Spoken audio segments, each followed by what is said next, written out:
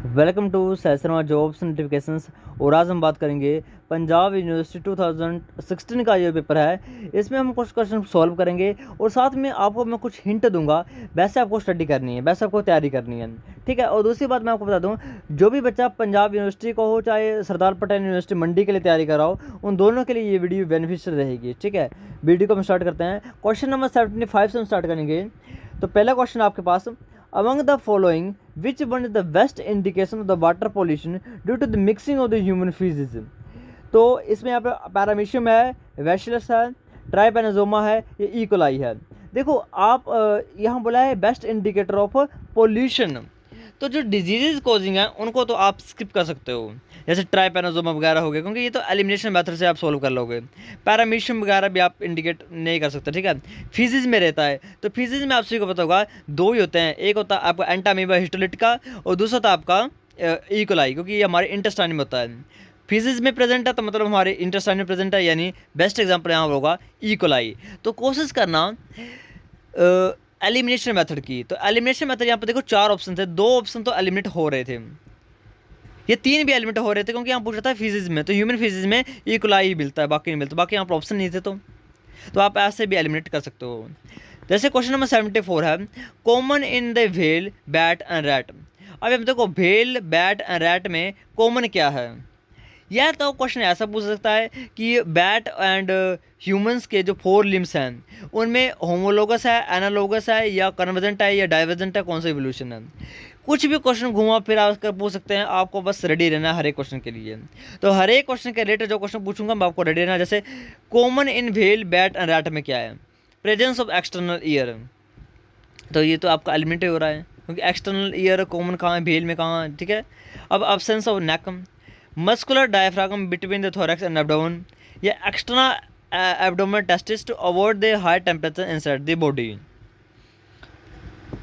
देखो जो भेल होती है ना, उसमें टेस्टिस जो होते हैं वो एक्स्ट्रा एब्डोमेन नहीं होता, एब्डोमेन में होती है, जैसे हाथी में भी एब्डोमेन में होती है, ठीक है। तो ये तो एलिमिनेट हो रहा है। एब्सेंस ऑफ नेक का कोई मतलब नहीं इधर। प्रेजेंस ऑफ एक्सटर्नल ईयर भी एलिमिनेट हो रहा है।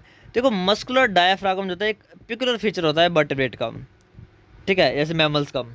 तो मैमल्स में ये जो डायफ्रागम होता है बेल में भी होगा, बैट में भी होगा, रैट में भी होगा, क्योंकि तीनों क्या हैं, मैमल्स हैं। क्वेश्चन नंबर 73 देखो, glands of mole in the margin of human I is modified form of. देखो आइज वगैरह में कौन से टाइप के ग्लैंड प्रेजेंट होंगे, पहले वो पिक करो। क्या सूडोफिरिस होंगे, सिबियसिस होंगे, सिरोमिनिस होंगे, ये सट ग्लैंड होंगे। देखो सेंट ग्लैंड होते हैं जो मोस्टली हम बोल सकते हो कुछ फिरोमोन वगैरह सिक्रेट करते हैं, यानी सेक्स के प्रति वो मेटिंग हार्मोन भेज सकता है, या कोई अट्रैक्टेंट हो सकता है, कोई रिपेलेंट हो सकता है। तो सेंट ग्लैंड तो होगा नहीं, क्योंकि देखो एलिमिनेशन मेथड में एक दो तो एलिमिनेट आपके हो ही जाएंगे। अब यहाँ पर देखो जो आपका सीवियसिस ग्लैंड होता है, ये सीवियसिस ग्लैंड जहाँ पर आपका सलाइवा वगैरह हो गया, या आपका म्यूकस वगैरह, जैसे क्या बोलते हैं स्वेट ग्लैंड हो गया, वहाँ पर होता है सीवियसिस ग्लैंड। आपके पाम में, आपके हाथों में, आपके सोल में प्रेजेंट होते हैं। देखो अब आपके पास बचता है सूडोफिरिस ग्लैंड या सिरोमिनस ग्लैंड। तो इसका जो right answer Himachal Pradesh university Shimla. देखो शिमला का तो आपको ओवर हो चुका है, और मैक्सिमम क्वेश्चन मैंने बात की है 60+ क्वेश्चन इस बार एचपी में आए थे, जो मैंने पीडीएफ आपको सेल किया था, और साथ में जो मैंने आपको एमसी क्वेश्चन करवाए हुए थे, चाहे वो इनडायरेक्ट में हो चाहे वो डायरेक्ट में हो। और दूसरी बात करते हैं हम, कई क्वेश्चन तो ऐसे थे जो मैंने 1-2 दिन पहले करवाए थे, वो डायरेक्ट क्वेश्चन आए हुए थे। अब मैं बात करता हूँ एसपी की और पंजाब यूनिवर्सिटी के। तो देखो एसपी के लिए जो पीडीएफ है ये अरिहंत बुक का, मात्र आपको 49 पेज में आपको ये पीडीएफ मिल जाएगा। इसमें टोटल आपको मिलेंगे 43 चैप्टर्स मिलेंगे। ये 43 चैप्टर्स आपको हर एक चैप्टर में आपको 80 या 100+ एमसीक्यू क्वेश्चन आपको मिलेंगे, ठीक है। ये आपको व्हाट्सएप नंबर दिख रहा है, इसे आपको कॉन्टैक्ट करना है। दूसरे में बात करते हैं पंजाब यूनिवर्सिटी। तो पंजाब यूनिवर्सिटी में टोटल 10 यूनिट हैं, यहाँ पे आप यूनिट्स देख सकते हो, ये 10 यूनिट्स हैं, और इन 10 यूनिट्स के आपको एमसीक्यू मिलेंगे, हर एक के 100+ एमसीक्यू आपको मिलेंगे हर एक टॉपिक के। और आपको ये मात्र मिलेगा 99 रुपीज़ में। ये पाथ फाइंडर बुक है, मात्र 3000 रुपये की बुक है, उससे एमसीक्यू क्वेश्चन बनाए गए हैं। तो ये काफ़ी अच्छी बुक है, और उससे एमसीक्यू क्वेश्चन बनाए आपको परचेज कर सकते हो, 99 रुपीज़ में आपको मिलेगा। व्हाट्सएप नंबर आपको यहाँ पे दिख रहा है, आप कॉन्टैक्ट कर सकते हो। Thank you and happiness gland. Question number 72, which one of the following statement about the morula in human is correct. Morula के बारे में पूछा गया कि कौन सा स्टेटमेंट बिल्कुल सही है। तो देखो यहाँ पर मोरुला पूछा, आपको ब्लास्टोला के लिए भी रेडी रहना है, जैसे यहाँ पर मैं 4 ऑप्शन पढ़ूंगा, आपको इससे 4-5 क्वेश्चन बन जाएंगे। जैसे मोरोला के बारे में पूछा गया है, इट हैज़ मोर और less equal quantity of cytoplasm and DNA as in the unnucleated zygote. It has more cytoplasm and more DNA than the uncleaved zygote. It has almost equal quantity of cytoplasm as an uncleaved zygote but much more DNA. It has far less cytoplasm as well as less DNA than an uncleaved zygote. देखो इसका answer आपको सामने दिख रहा है, option number C को पढ़िए।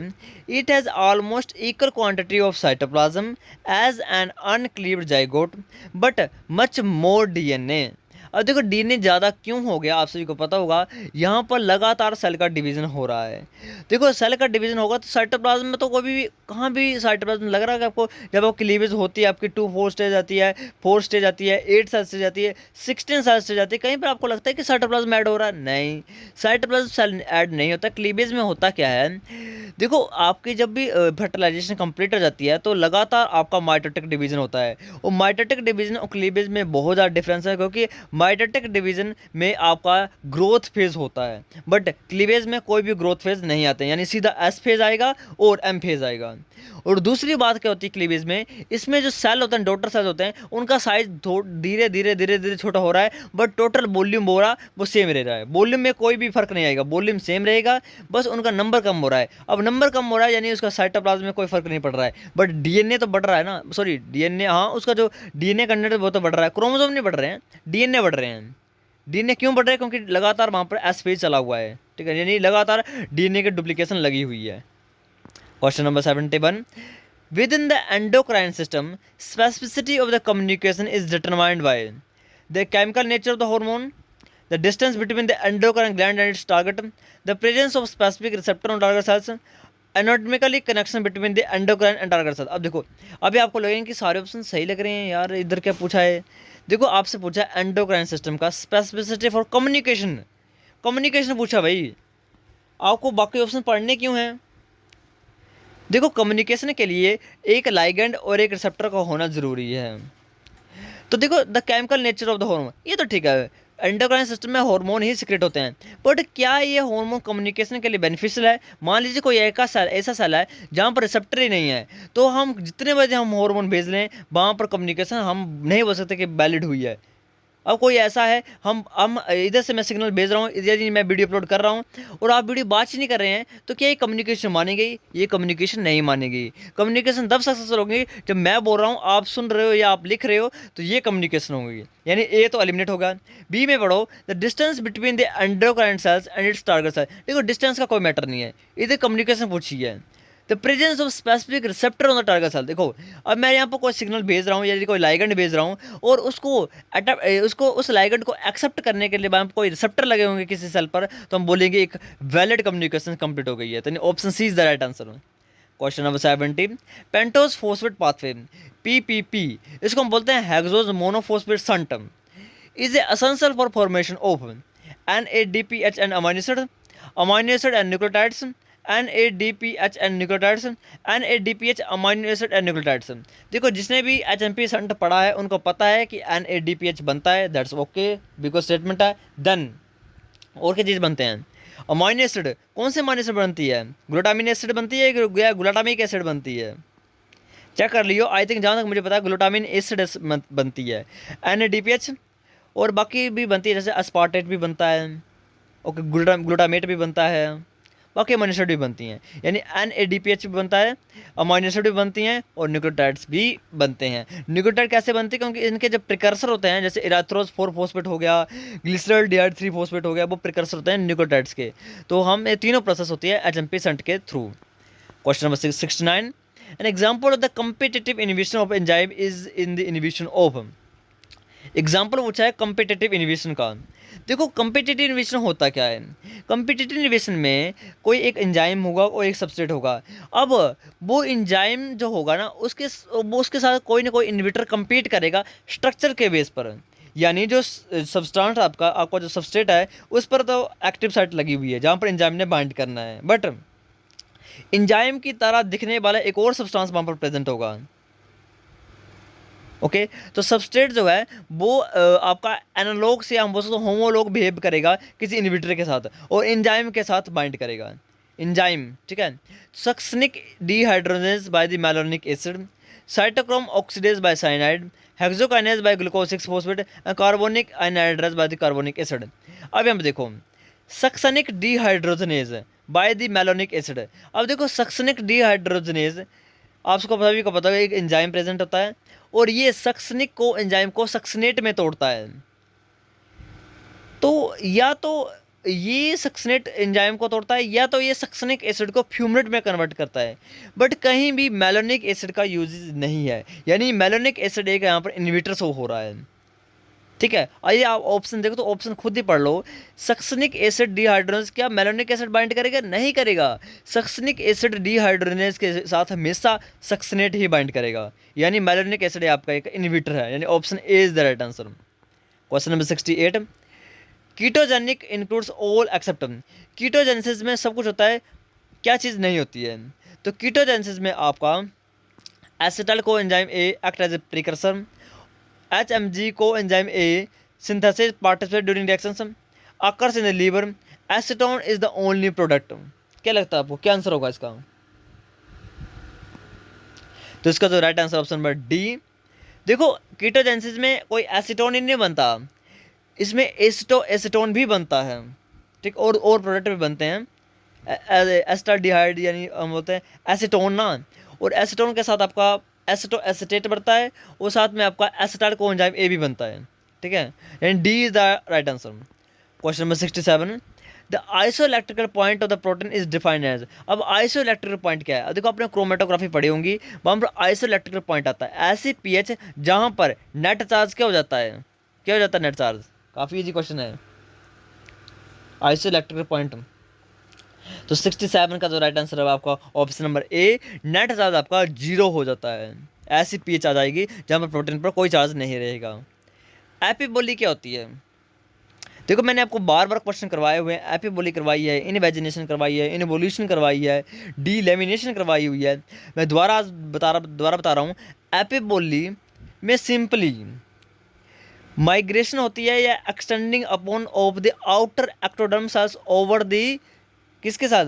Mesoderm and endoderm cells, यानी सेल की मूवमेंट हो रही है कहाँ पर? आउटर, बाहर से अंदर की तरफ, बाहर से अंदर की तरफ, ऑफ इनफोल्डिंग नहीं हो रही है, बस इसमें बस बाहर से अंदर की तरफ सेल को कवर किया जा रहा है, यानी इनवार्ड मूवमेंट ऑफ मैक्रोमियस नहीं, over growth of the micromeres over macromeres, that's the right answer है, यानी बाहर वाले सेल की अंदर वाले सेल्स के ऊपर ओवर ग्रोथ हो रही है, ठीक है।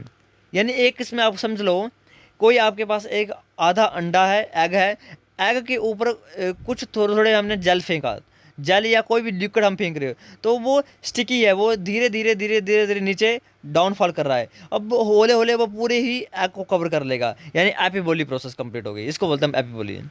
The physical similarity of the body shape in the dolphin, shark and penguin result from.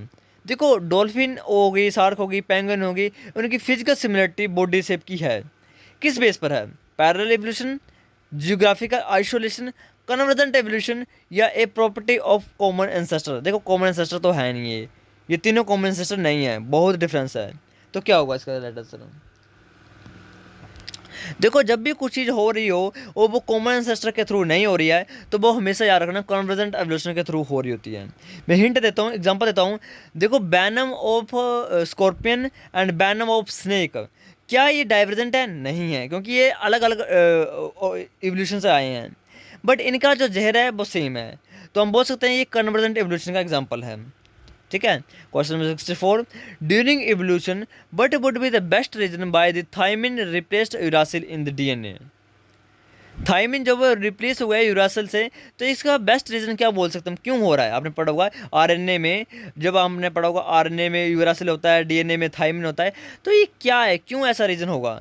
तो cytosine is spontaneously delaminate to the uracil, thymine synthetic pathway is easier, thiamine is unstable, thiamine is a stronger bonding या binding affinity with adenine than does uracil। देखो काफ़ी easy question है, इसको right answer option number A, क्योंकि cytosine जो होगा वो spontaneously डीलैमिनेट कर जाता है यूरासिल में। Question number 63, the cranial capacity of which prehistoric human was almost the same as that of modern man. अब क्रैनियल कैपेसिटी से क्वेश्चन पूछा है किस ह्यूमन से ऑलमोस्ट सेम है, नियंत्रथलेंसिस से, पैकिंग मैन से, जावा मैन से, या ऑस्ट्रेलोपिथेकस। देखो ऑस्ट्रेलोपिथेकस बहुत पीछे हैं तो ये तो होगा नहीं। जावा मैन, पैकिंग मैन भी नहीं होगा। अब देखो नियंत्रथल्स, देखो ये थोड़े नज़दीक हैं हमसे, और जावा मैन भी हमसे थोड़ा नज़दीक ही हैं। अब बताओ क्या होगा, ए या सी? तो इसका right answer option number A. Then question number 62, DDT has been banned from the many developed country because of its। देखो DDT को बैन कर दिया गया, इंडिया में भी DDT बैन है, क्यों है? High toxicity to the mammals, low toxicity to the insect, high degree of the percent of the environment, या high solubility in the water. तो ये तो काफ़ी ईजी है, इसको तो आप कर ही दोगे। देखो बच्चे क्या करेंगे, high toxicity to the mammals ये क्वेश्चन करेंगे, मुझे पता है, बट इसका राइट आंसर नहीं है। ढंग से पढ़ो। High degree of the persistence in the environment, ये इसका राइट आंसर है। देखो हाई टॉक्सिसिटी मैमल्स के लिए नहीं है, हाई टॉक्सिसिटी यहाँ पर लिखा होता high toxicity to the apes यानी बर्ड्स, ये लिखा होता इंसेक्ट वगैरह, तो हो सकता था राइट आंसर। क्योंकि ये जो बल्चर होता है ना, बल्चर, ये इसकी वजह से ख़त्म हुए, DDT की वजह से हुए हैं। तो इसका जो जेन्युइन और राइट आंसर वो है high degree of persistence in the environment. ये बहुत देर तक डिग्रेड ही नहीं होता है, ये एक बार ये किसी एनिमल में चला गया तो ये सालों सालों वहाँ पर रहता है, चाहे उसके बाद तभी तो देखो कोई मान लीजिए कोई गाय भैंस है, उसको DDT चढ़ गई और वो मर गई, तो ये बहुत समय तक परसिस्टेंस रहेगा एनवायरनमेंट में, और जब बल्चर उसको खाएंगे तो वो बल्चर में डेथ हो जाएगी, बल्चर तभी हमारे बल्चर जो कम हुए थे। Okay, then question number 60, a community which low species diversity but high dominance is said to be a. अब एक कोई कम्युनिटी है जहाँ पर स्पीसीज डाइवर्सिटी बहुत कम है। स्पीसीज डाइवर्सिटी होती है कि कोई एरिया में डिफरेंट टाइप के बहुत सारे ऑर्गेनिज्म का रहना, वो तो कम है बोला, बट डोमिनेंस ज़्यादा है। डोमिनेंस यानी एक ही स्पीसी बहुत ज़्यादा है। तो ये क्या बता रही है हमें? Unproductive but stable, productive but unstable, neither productive nor stable, both productive unstable. देखो प्रोडक्टिव अनस्टेबल बोथ ये कभी नहीं होगा क्योंकि डाइवर्सिटी नहीं है। अब बताओ ABC। देखो नाइदर प्रोडक्टिव नॉट स्टेबल, तो ये तो देखो प्रोडक्टिविटी तो होगी वहाँ पर, ये थोड़ा बोला कि स्पीसीज डाइवर्सिटी है ही नहीं, ओनली वहाँ पर डोमिनेंस ही है, तब हम बोल सकते थे कि प्रोडक्टिविटी नहीं है और पॉपुलेशन स्टेबल हो चुकी है। बट इधर बोला गया है कि है डाइवर्सिटी है बट कम है, तो इसका जो राइट आंसर वो ऑप्शन नंबर बी, यानी प्रोडक्टिविटी भी है बट अनस्टेबल है। स्टेबल बनाने के लिए हमको अच्छी खासी हमको क्या करनी पड़ेगी, स्पीसीज डाइवर्सिटी को इन्हांस करना पड़ेगा। Ecologically equivalents describe. अब देखो इकोलॉजिकल इक्विवेलेंट्स क्या डिस्क्राइब करते हैं, तो ये डिस्क्राइब करते हैं आपके species that occupy the same niche in the different geographical regions. Then आपका पूछा question number 58, populations that are morphologically similar but do not interbreed for the physiological और बिहेवियर रीजन। इसका मैं एक आपको बेस्ट एग्जांपल दे देता हूँ या एक ट्रिक दे देता हूँ, इस ट्रिक से आप समझाओगे। देखो मॉर्फोलॉजिकल सिमिलर है यानी देखने में सिमिलर हैं बट वो सेक्स नहीं कर पा रहे हैं, तो ये क्या होता है? तो देखो जो हमारे कजन्स होते हैं, हमारे रिलेटिव होते हैं, उनके साथ हम चाहे हमारे मॉर्फोलॉजी सेम करें बट उनके साथ हम इंटरव्रेट नहीं कर सकते हैं, यानी इसके वजह से बहुत को हम बोलते हैं हाई वो बन जाएगी, क्या बोलते हैं इसको, वेरियांस नहीं आएगा ना, यानी वेरिएशंस नहीं आएंगी, तो इंटरब्रीडिंग हम नहीं करते हैं क्रॉस रिलेटेड स्पीसीज के साथ हम। तो इसकी आप ट्रिक लगा सकते हो कि जो देखने में सेम है उनके साथ हम सेक्स नहीं कर सकते हैं, यानी इसका जो राइट आंसर है option number D, sibling species है। सिबलिंग स्पीसीज एक ऐसी स्पीसीज होती है जो मॉर्फोलॉजिकल तो देखने में सेम लगती हैं बट आपस में वो इंटरब्रीड नहीं कर सकती हैं। जैसे मान लीजिए दो ऐसे बर्ड्स हैं, दो ऐसे पक्षी हैं जो देखने में तो सेम लग रहे हैं बट आपस में वो इंटरब्रीड नहीं कर पा रहे हैं, तो वो मान लीजिए वो सिबलिंग स्पीसीज हैं, वो सेम स्पीसीज नहीं है वो। In this statement, isotype is the duplicate specimen of the X from the same collection of the same data, same locality, X stand for। ये देखो तो जो होलोटाइप होता है, पैराटाइप होता है, न्यू टाइप होता है, लैक्टोटाइप होता है, ये सारे टाइप पढ़ के जाना, कुछ भी क्वेश्चन पूछा जा सकता है आपसे। तो इसका right answer option number B, holotype. Holotype is the original documented by the researcher. Question number 56, correct sequence पूछा आपसे हार्मोन का बिगिनिंग दी मेन्स्ट्रुएशन। देखो आपके मेन्स्ट्रुएशन बिगिन हुई है, स्टार्ट हुई है, तो कौन सा हार्मोन सीक्वेंस होगा? सबसे पहले क्या एफएसएच आएगा या एस्ट्रोजन आएगा? दो तो आपके ऐसे एलिमिनेट हो जाएंगे। तो आपको सबसे पहले एफएसएच आएगा, एस्ट्रोजन कहाँ जाएगा स्टार्टिंग में ही? पहले तो पिट्यूटरी को स्टिमुलस जाएगा ना, प्रीवियस मेंस्ट्रुएशन खत्म होगी, न्यू मेंस्ट्रुएशन स्टार्ट कर रहे हैं हम, यानी एफएसएच एंड एलएच को। उसके बाद ये एस्ट्रोजन को बढ़ा देंगे और एस्ट्रोजन बढ़ जाएगा तो प्रोजेस्टेरॉन बढ़ जाएगा और दोबारा मेंस्ट्रुएशन स्टार्ट हो जाएगी। अब trypsin different from pepsin, trypsin जो होगा वो डिफरेंट होता है पेप्सिन से। देखो पेप्सिन आपका स्टमक का है और ट्रिप्सिन आपका इंटेस्टाइन का है या पैनक्रियाज का है। तो अब बताओ क्या डिफरेंस है दोनों में?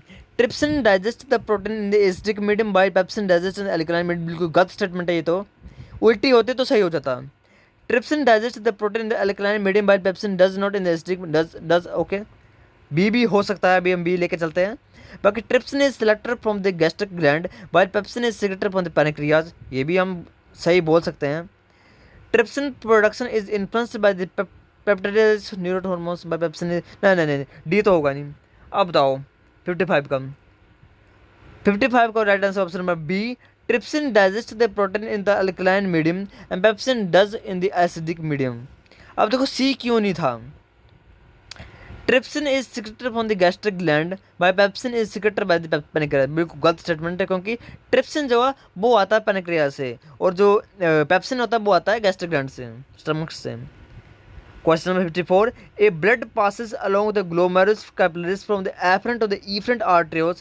The net filtration pressure क्या होगा? बढ़ेगा, घटेगा, या first decrease then reaching the minimum about the halfway along the capillary then increases, या first increase होगा reaches the maximum about the halfway and capillary then decreases? क्या होगा?